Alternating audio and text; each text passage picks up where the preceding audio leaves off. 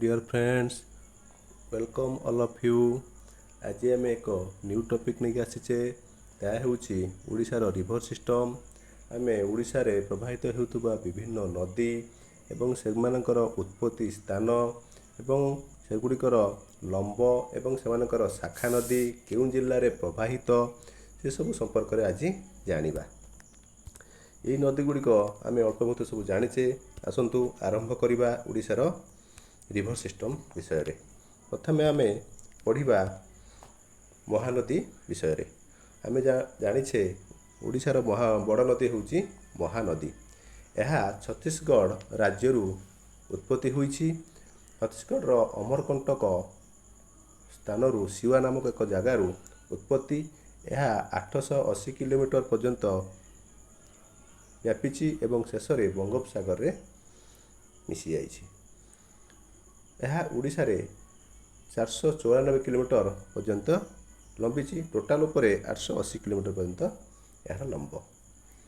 ମହାନଦୀର ଉପନଦୀ ହେଉଛି ତେଲ ଆଉ ଇବ୍ ଏବଂ ଏହାର ଶାଖା ନଦୀ ହେଉଛି କାଠଯୋଡ଼ି, କୁଆଖାଇ, ବିରୁପା, ଦେବୀ, ଦୟା ଏବଂ ଭାର୍ଗବୀ। ଆସନ୍ତୁ ତାପରେ ଜାଣିବା ବ୍ରାହ୍ମଣୀ। ବ୍ରାହ୍ମଣୀ ହେଉଛି ଓଡ଼ିଶାର ଦ୍ୱିତୀୟ ବୃହତ୍ତମ ନଦୀ। ଏହା ମଧ୍ୟ ଝାଡ଼ଖଣ୍ଡ ରାଜ୍ୟରୁ ଉତ୍ପତ୍ତି ଲାଭ କରିଛି। ଝାଡ଼ଖଣ୍ଡର ଛୋଟନାଗପୁର ମାଳଭୂମିରୁ ଉତ୍ପତ୍ତି କରିଛି। ରାଉରକେଲାର ବେଦବ୍ୟାସଠାରେ ଶଙ୍ଖ ଆଉ କୋଏଲ ନଦୀର ମିଶ୍ରଣରେ ବ୍ରାହ୍ମଣୀ ନଦୀ ଗଠନ ହୋଇଛି। ଏହାର ଲମ୍ବ ହେଉଛି 701 କିଲୋମିଟର ଏବଂ ଏହା ଓଡ଼ିଶାରେ 511 କିଲୋମିଟର ପର୍ଯ୍ୟନ୍ତ ପ୍ରବାହିତ ହୋଇଛି। ବ୍ରାହ୍ମଣୀର ଶାଖା ନଦୀ ହେଉଛି ଖରସ୍ରୋତା। ଏବେ ଜାଣିବା ଇନ୍ଦ୍ରାବତୀ ନଦୀ ବିଷୟରେ।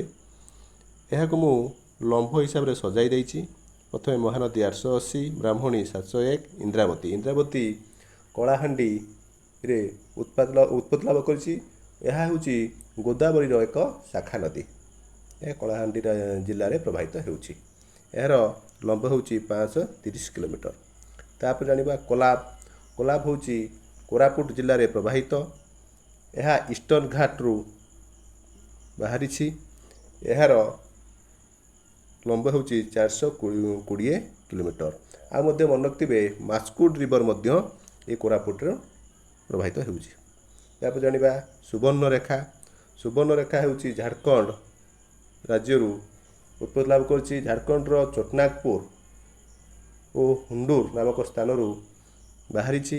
ଏହା ମୟୂରଭଞ୍ଜ ଦେଇ ପ୍ରବେଶ କରି ଦୀଘାଠାରେ ମିଶିଛି ଏବଂ ବାଲେଶ୍ୱର ଦେଇ ତାହା ବଙ୍ଗୋପସାଗରରେ ମିଶିଛି। ଏହାର ଲମ୍ବ 395 କିଲୋମିଟର। ଆସନ୍ତୁ ଜାଣିବା ବୈତରଣୀ ନଦୀ ବିଷୟରେ।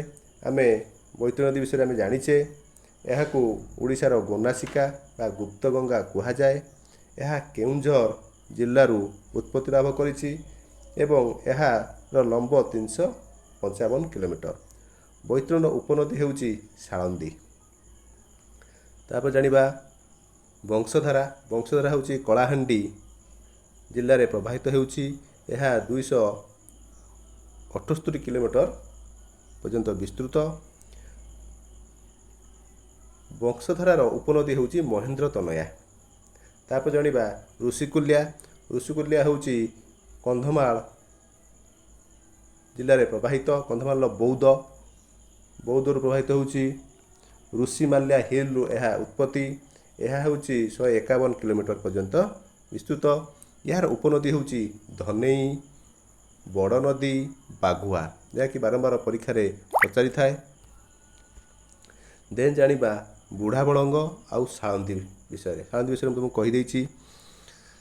ଏହାର ଉପନଦୀ ବୈତରଣୀ ଉପନଦୀ। ତାପରେ ବୁଢ଼ାବଳଙ୍ଗ ଓ ସାଳନ୍ଦୀ ଏ ଦୁଇଟି ମୟୂରଭଞ୍ଜ ଜିଲ୍ଲାରୁ ଉତ୍ପତ୍ତି ଲାଭ କରିଛି। ମୟୂରଭଞ୍ଜର ଶିମିଳିପାଳରୁ ଆମେ ଜାଣିଛନ୍ତି ମୟୂରଭଞ୍ଜର ଶିମିଳିପାଳ ଯାହାକି ଆମ ଜାତୀୟ ଉଦ୍ୟାନ ଏଠୁ ଉତ୍ପତ୍ତି ଲାଭ କରିଛି। ଆଜି ଆମେ ଓଡ଼ିଶାର ବିଭିନ୍ନ ନଦୀ ବିଷୟରେ ଜାଣିଲେ ଏବଂ ଆମେ ଯଦି ମୟୂରଭଞ୍ଜ ବା ବାଲେଶ୍ୱରରୁ आमे जदि जिबा नॉर्थ रु साउथ दे जिबा ताले केउ केउ नदी दे आमे अतिक्रम करिथाउ यह मध्य परीक्षा रे आसी थाए। आमे भद्रक रु बालेश्वर रु यदि भुवनेश्वर जिबा कि आमे कलाहांडी देवा जिबा सेई रूट रे गले को नदी आमे देई अतिक्रम करवा ताहा एक बारंबार परीक्षा रे आसी थाए। आसंतु तार सिक्वेन्सटा जाननबा। आमे जदि मयूरभंज देई जिबा फास्ट सुवर्णरेखा तापरे बुढ़ाबलंग नदी तापरे बैतरणी नदी तापरे ब्राह्मणी महानदी ऋषिकुल्या बांशधारा नागावली यही सिक्वेन्स रे आमे जाइथिबा।